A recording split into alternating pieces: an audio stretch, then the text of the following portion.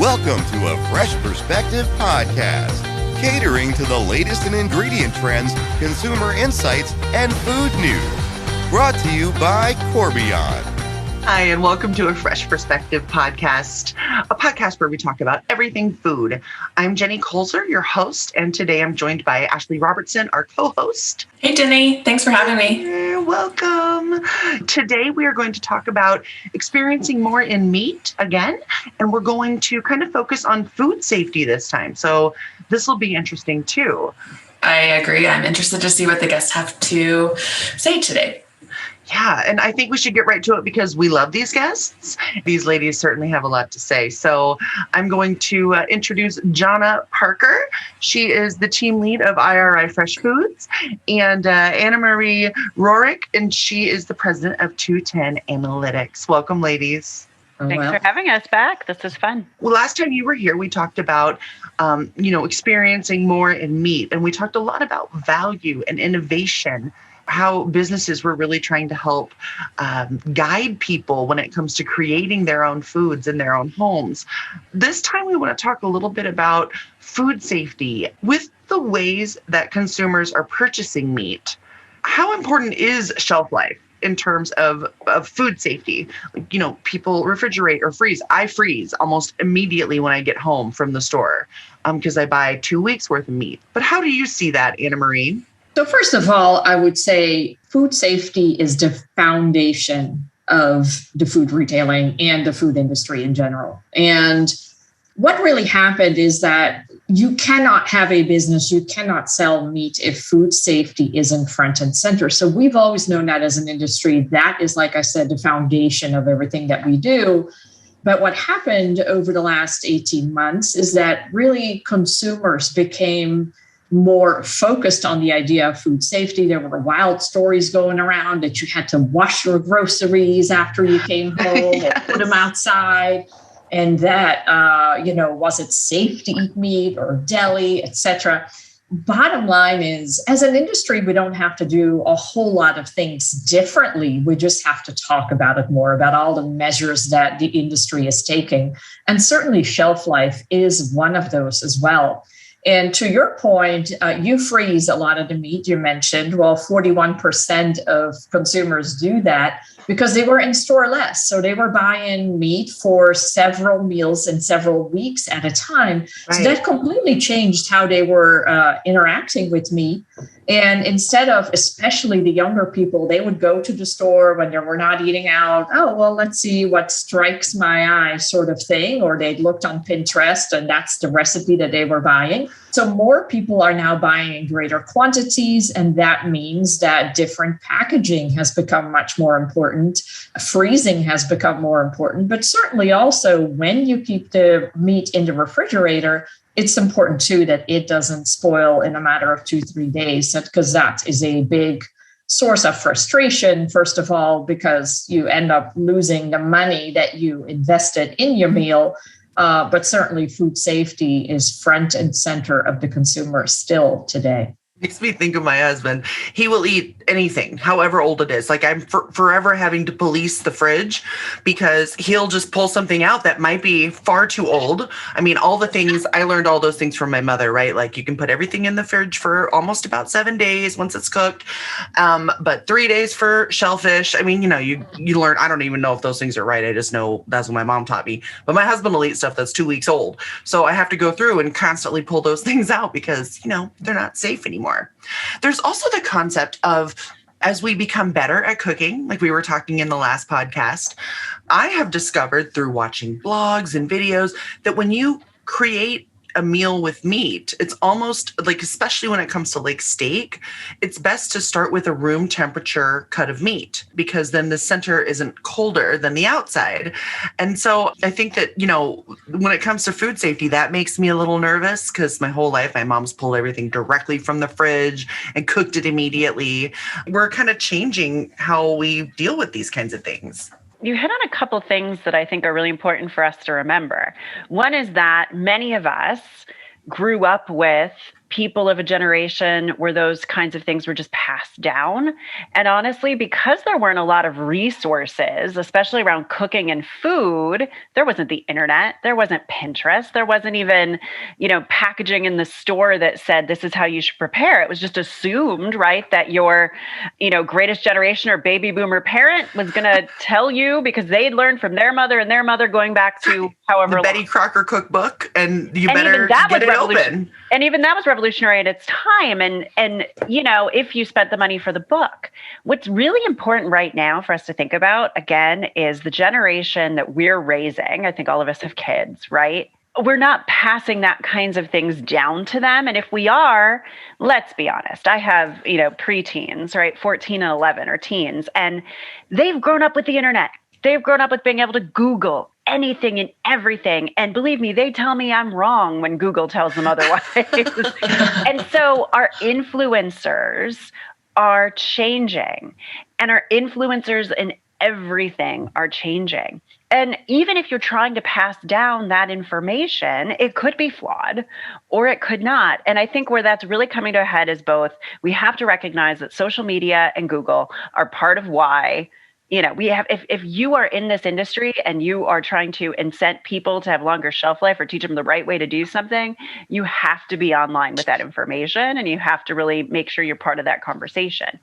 The other piece is that, honestly, because this generation that really now is in their 20s, we shouldn't make it like it's, little kids. These are people in their 20s who've grown up with country of origin labeling and best by dates on all of their food.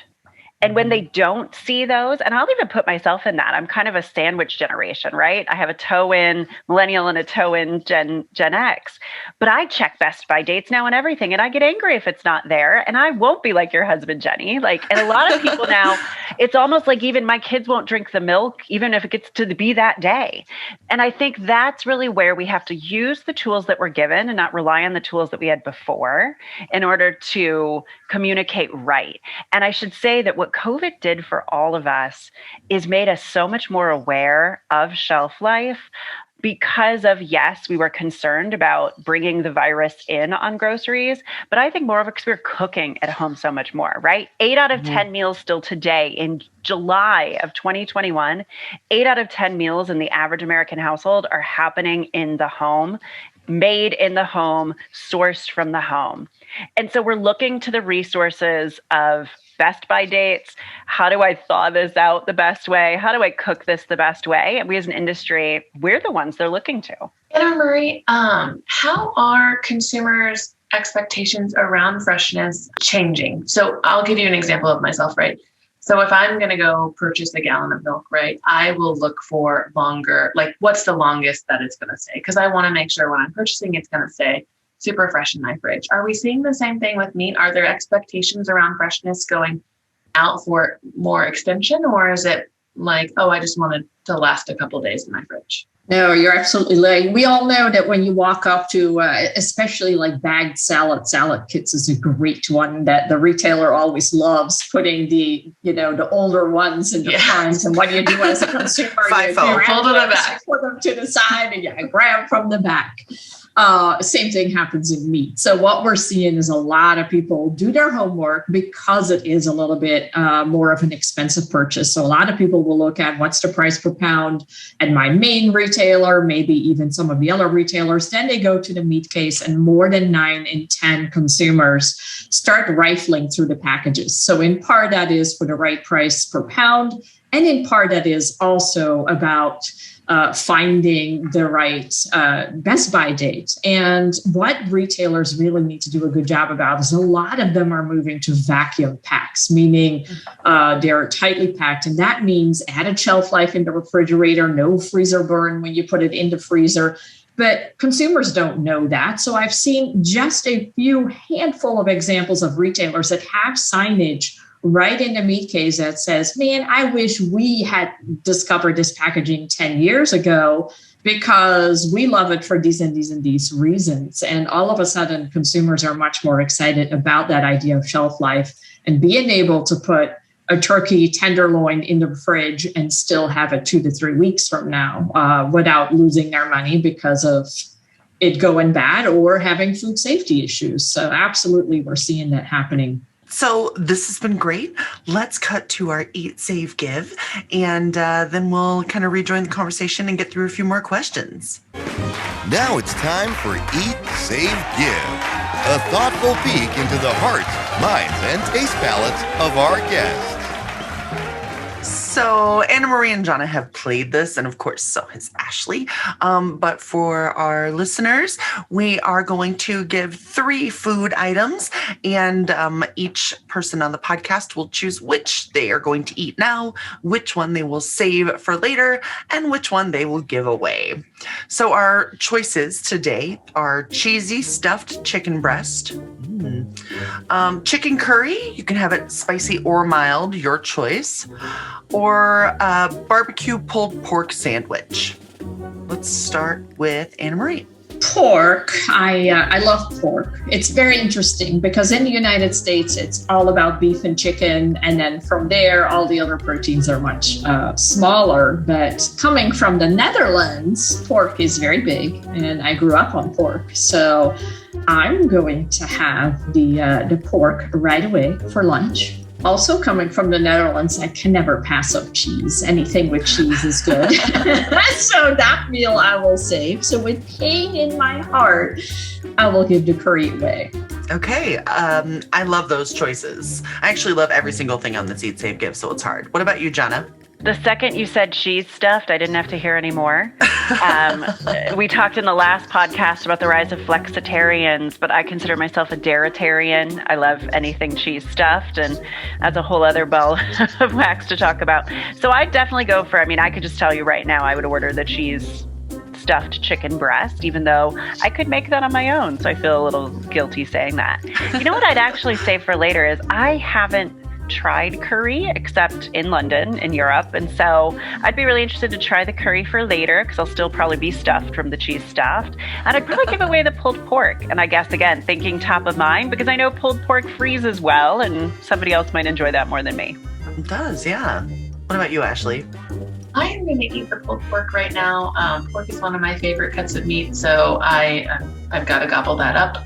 I'm going to save the curry for later. I love curry, but it's just not something I want to have right at this moment. And I'm going to give the stuffed chicken breast away. Chicken is, of all the animals, probably one of my least favorite to eat, unless it's with chicken tenders or chicken nuggets. So I'll give that away. I love it. You know what? It's funny because we eat a ton of chicken, and for me, I call it utila food. It's like the one food that I can always serve, that everybody will always eat, and it's mild. You can put anything you want on it because, you know what I'm saying? Like, it's just your utila food.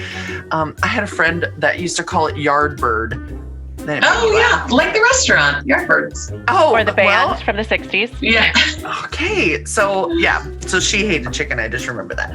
So I'm actually going to give away my chicken too because we have it every day practically. I am going to eat the chicken curry right now because I love curry in every way. And I want it spicy. I want it mild. I want green. I sometimes make a red curry.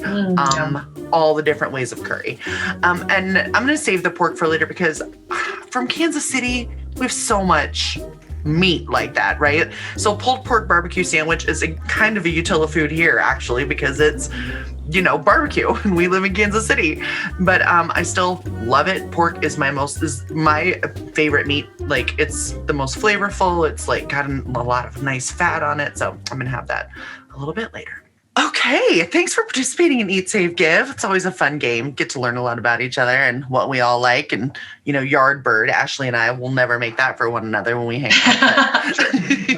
It's really funny, though. I just want to say, if we were to go back like 20 years ago, right, especially with 4 women on the call, there would be this predetermined bias that we'd all be like, chicken, right? Chicken's the white meat, the healthy meat. Yeah, and I think it's so funny how chicken's really evolved. Your utila food piece is so interesting. Like, and I think Ashley talked in the last one about making chicken thighs. Like, and yet overwhelmingly the recipes that are served up when people say recipes, or you think about the revolution that like subscription boxes have done, and they're all chicken breast based. how out of touch are we with the fact that we've got curry lovers and pork lovers and cheese stuff lovers here? Like, what a missed opportunity. Yeah. Is dairy-tarian a word? I made it up. Cheese-a-tarian? Because I'm in. I want to be one too. Like, sign me up on that list. It's really funny about changing taste palettes, though, because I think Anne-Marie talked in the last one about the rise of meat alternatives. And people point to milk alternatives as one of the places where now it's just meat, right? What's funny is there's such a high rise in lactose intolerance, diagnosis, and, people who are lactose intolerant. And I always said, like, I could be a lot of things in life, but if I was lactose intolerant, I'd really struggle. Really be sad. That's right. Yes, I agree with that too. So has longer storage and online purchasing made companies and stores look to different types of food safety options? I know I just read an article about a company that would, like, when you got your meat, like your pig, your pork, let's say, you could actually like scan a code, and then that code could actually like trace back to the exact pig on the exact farm in the exact place. So I think that, again, we talked about innovation a little bit last time. What other types of innovation are, stores and purchasing companies, going for longer storage? Yeah, so what we're seeing is absolutely there are some companies that have moved to what we call full transparency traceability, where you can see exactly where your meat grew up, so to say. I will say in other countries that have tried that long before us, the actual trial rate of that was maybe 1%, because once you've looked at it once, is that really something that you keep doing? I also don't think it's necessarily related to food safety as much as it is to people just simply want to know more about where their food comes from, where it was produced, who produced it, what was used, not used, those types of things. But we also have to keep in mind that the industry definition of food safety is very different than that of the consumer. For instance, when we hear things like grass-fed or no antibiotics ever, what have you, those are production terms for us.